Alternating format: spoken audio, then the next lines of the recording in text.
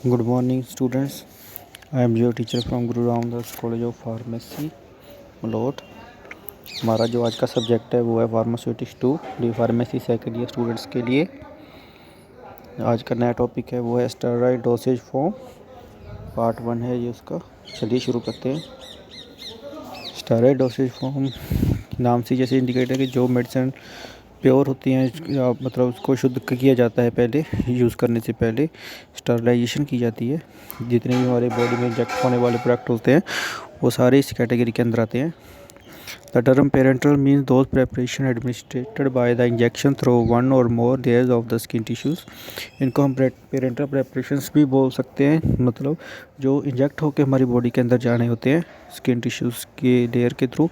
It is a Greek word derived from para and enteron, meaning outside the intestine. This indicates that the preparation administered through a route other than oral route is parenteral product. Parenteral products have long history so as to develop a perfect parenteral product. The idea come from insect bites that a substance could be introduced into the body by puncture of the skin. जो भी parental products हैं, जैसे पहले की बताया कि जो भी बॉडी के अंदर इंजेक्ट होके हमारी बॉडी के अंदर कोई भी मेडिसिन हम प्रोवाइड करवाते हैं, ये आइडिया जो आया था जो इंसेक्ट्स के थ्रू आया था कि वो हम हमारी बॉडी को के ऊपर स्किन के ऊपर काटते हैं और कोई अपना जहरीला डंक मारते हैं, उसके ज़रिए वो कोई ना कुछ चीज़ जो होती है अपनी बॉडी के अंदर डालती है। तो ये आइडिया हमको वहाँ से मिला है। William Harvey 1616 English physician confirmed the blood circulation route and suggested the possibility of intravenous injection of drugs. Late in the 18th century, many scientists developed preparations indicating the presence of routes through skin. The word aseptic techniques was pointed out by the Pasteur and Lister during their observation while performing experiment by the 1819s. The importance of sterilization was discovered, which means complete absence of microbial life. This condition is necessary not only for the preparation but for the syringe too. तो जो भी parental products होते हैं उनको उनके अंदर microbes को हटाने के लिए उनकी स्टरलाइजेशन ज़रूरी रहती है। Stanislas Limosin, a French pharmacist, devised a container for storing sterile solution and named it an ampule. तो जिस कंटेनर के अंदर जो स्टरलाइजेशन प्रिपरेशन हमने स्टोर करके रखनी होती है यूज़ करने के लिए, उनको हम अम्प्यूल बोलते हैं। This container had a long tapering neck open at the end after filling the tip of the glass. The neck was closed by sealing it with the heat. One more observation was experienced, that is pyretic reaction with parenteral administration.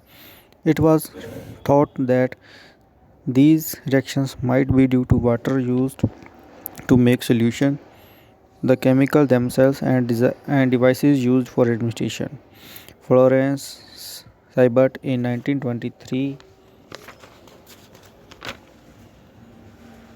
confirmed that the pyretic reactions were due to water used to parenteral solutions. तो next इसकी definition की बात करते हैं।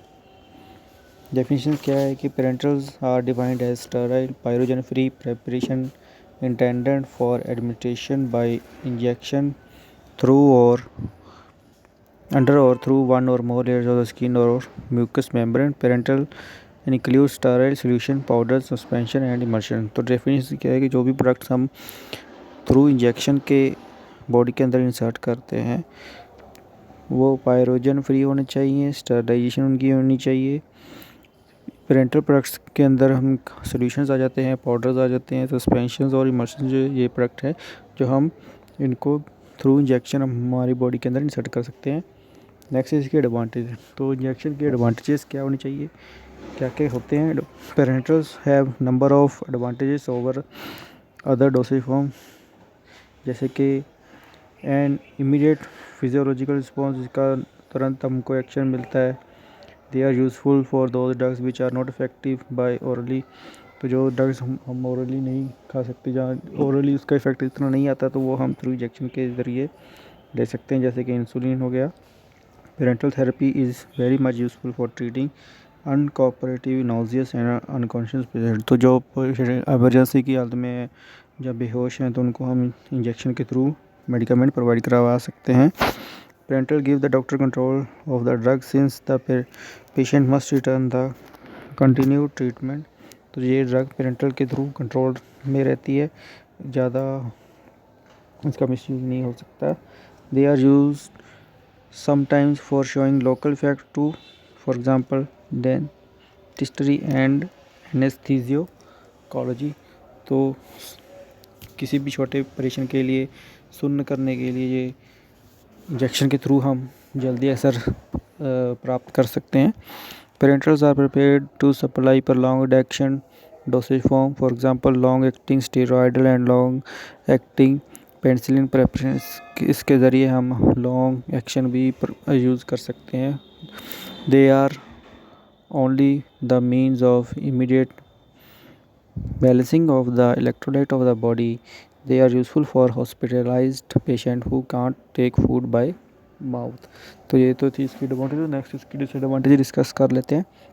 Parenterals have few disadvantages, जैसे कि admission of drug carried out by the trained person, तो जो पर्सन ट्रेंड है वही इसको इंजेक्शन दे सकते हैं पेशेंट को, कि कैसे देना है, कौन से रूट से देना है, कौन सी जगह पे इंजेक्ट करना है, कितना इंजेक्ट करना है और मेडिसिन कैसे प्रेस करनी है, तो जो ट्रेंड है वही इसको यूज़ कर सकते हैं। Requirement of absolute aseptic procedure for their administration, painful administration, some degree of pain और इंजेक्ट इज़ इनएविटेबल, तो ये एक तो डिसएडवांटेज का मेजर है कि ये पेनफुल है, क्योंकि इंजेक्ट के थ्रू हमारी बॉडी के अंदर जाना है, तो सुई का चुभने का जो दर्द है वो इसके अंदर एक डिसएडवांटेज है। Reversible of physiological effect is difficult वहाँ से एडमिनिस्ट्रेटेड पेरेंटली, तो एक ही डिसएडवांटेज है कि अगर कोई हम मेडिसिन खा रहे हैं तो हमको नहीं टेस्ट लगती तो हम उसको बाहर निकाल सकते हैं। इसके केस में ऐसा नहीं है, जो इंजेक्ट होगी उसको बाहर निकालना, तुरंत बाहर निकालना डिफ़िकल्ट है। Production cost of parenteral is high, तो ये महंगी है इसका कॉस्ट बाकी मेडिसिन के कंपैरेटिवली।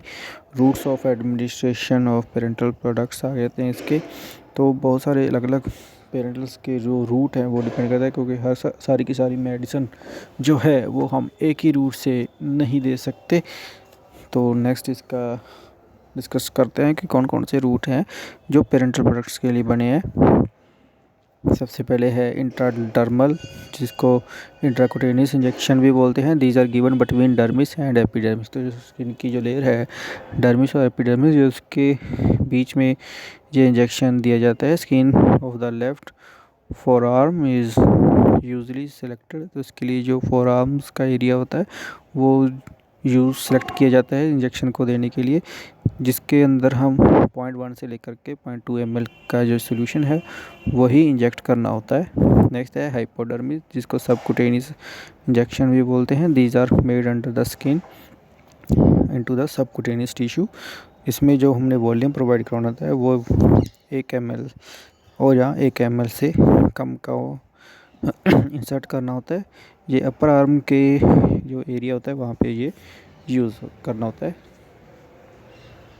तो ये पहला पार्ट हमारा यहीं पे समाप्त होता है। Thank you.